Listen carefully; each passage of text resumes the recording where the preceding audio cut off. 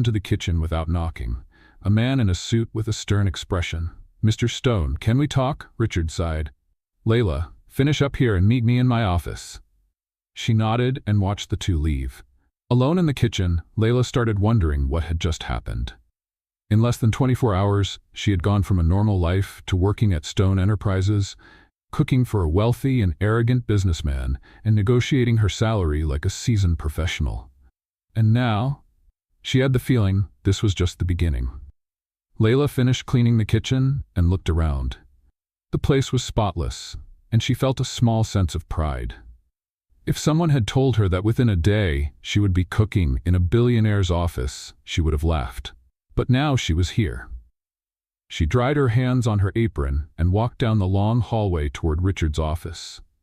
When she arrived, she stopped in front of the slightly open door. Inside, Richard was leaning against his desk, arms crossed, while the man in the suit spoke in a serious tone. "This is not the right time for distractions, Richard. You need to stay focused on the merger with Sterling Group. You can't afford to waste time hiring street cooks." Layla narrowed her eyes. "Street cook?" She pushed the door open and stepped inside without hesitation. "If I'm a street cook, then you're just an office executive. It's the same thing." The man turned to her, surprised by the interruption. "And you are?" "Your boss's personal chef." Richard hid a smile and turned toward her. "Layla, this is Paul, my financial advisor." Layla looked him up and down. "Paul, huh? Nice. Now you can stop calling me a street cook." Paul scoffed and turned back to Richard. "Are you really taking this seriously?" Richard shrugged. "Her food is better than any five-star restaurant around here." Layla lifted her chin. Paul crossed his arms. "Fine. Then why don't you introduce this chef to your business partners? Let's see if she's really as good as you claim." Layla blinked. "What?" Richard looked at her, considering the idea. "You know, that's not a bad suggestion." Layla's eyes widened. "Wait, what?"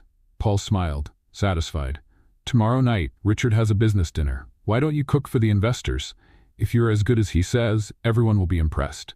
If not, I still get paid either way," Layla interrupted, without missing a beat. Richard laughed. "She's got a point." Paul narrowed his eyes.